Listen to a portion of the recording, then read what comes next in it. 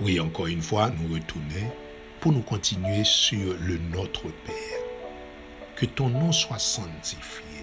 Le nom de Jésus doit sanctifier notre vie.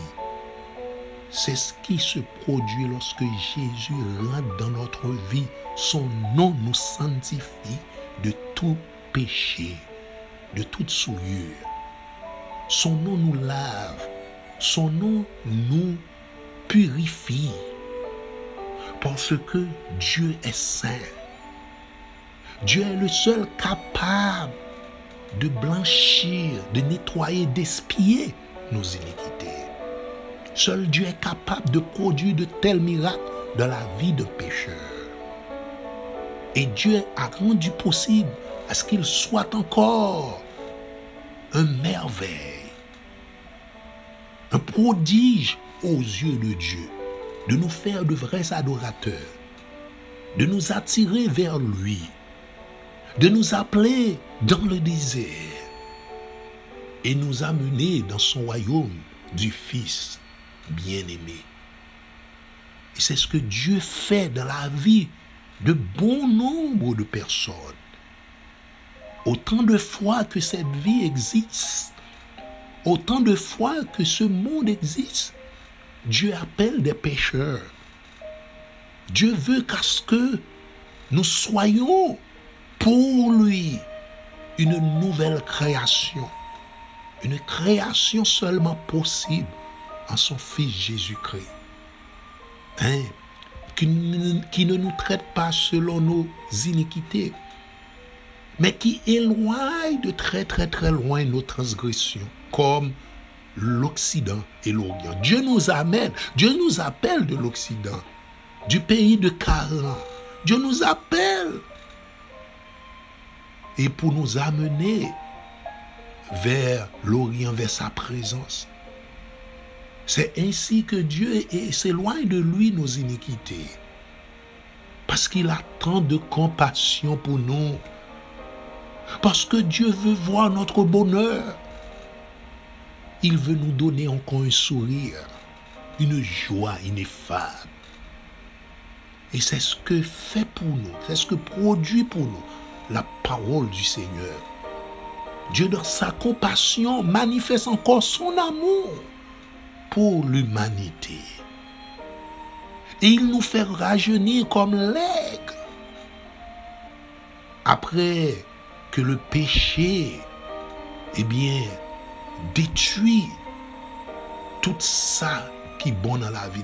Après que le péché produit la caille, nous, bon Dieu lui-même, lui libérer nous et lui rendre possible à ce que nous produisions des fruits dignes de la repentance. La bonté de Dieu, c'est quelque chose de merveilleux pour les enfants de Dieu.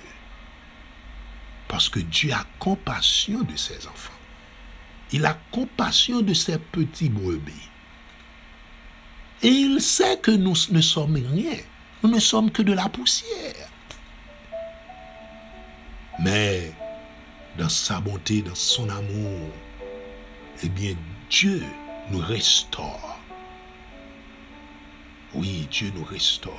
C'est pourquoi il est miséricordieux et compatissant.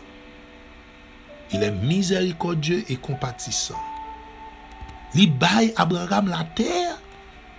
Il baille Abraham la terre éternelle, la terre qu'il devait posséder. Et à l'âge de 77 ans, Abraham vivait dans cette terre. Et pardonnez-nous nos offenses dans le Notre Père, nous lit.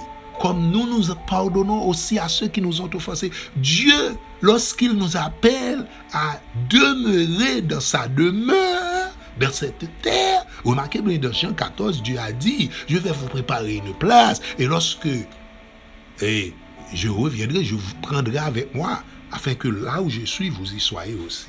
Nous voyons comment que Dieu nous prépare une place en son Fils Jésus-Christ. C'est la place du salut. Ce n'est pas une place physique. Ce n'est pas une demeure physique. Mais c'est une demeure spirituelle. Là où nous avons trouvé une place dans le royaume spirituel de Dieu. Là où nous avons trouvé une demeure dans le royaume spirituel de Dieu. Eh bien, l'âge de 77 ans d'Abraham, c'est l'âge, c'est le moment là où Dieu nous parle du pardon. C'est le moment où là, Dieu nous parle de la réconciliation. Pardonnez-nous nos offenses comme nous aussi nous pardonnons à ceux qui nous ont offensés. Ne nous induis pas en tentation. Amen, mais délivrez-nous du mal. Eh bien, Dieu nous pardonne nos offenses. Quand Dieu nous pardonne nos iniquités, quand Dieu nous pardonne nos péchés, quand Dieu nous pardonne nos offenses, eh bien, Dieu nous donne de très bonnes richesses. Dieu nous donne une terre. Dieu nous donne une demeure. Dieu se constitue lui-même pour nous un asile protecteur, un rocher, là où nous pouvons nous déguster, là où nos soifs peuvent être passées pour le temps et l'éternité. C'est ce que Dieu produit en nous. À l'âge de 77 ans, Abraham finalement a une demeure parce que ses péchés sont pardonnés. Ses péchés sont expiés, ses péchés sont lavés, ses péchés sont nettoyés, ses péchés sont purifiés. Finalement, c'est ce que Dieu nous promet dans Jean 14.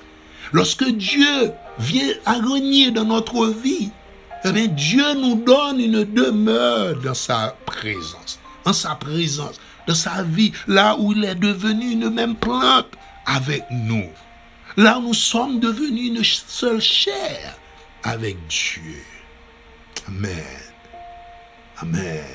Et Dieu nous pardonne toutes nos iniquités et il guérit toutes nos maladies. C'est ainsi que Dieu pardonne nos iniquités. C'est ainsi que Dieu nous donne une demeure. Parce que notre demeure, c'est une demeure éternelle. Lorsque nous avons reçu le Saint-Esprit, eh bien, le Saint-Esprit demeure éternellement avec nous parce que c'est notre demeure. Dieu est notre demeure. Christ est notre demeure. Est-ce que Jésus est demeure? Est-il votre demeure? Nous t'avons pensé à ça et nous espérons dans l'autre émission encore. Nous allons parler davantage sur ça. Que bon Dieu bénisse. Amen.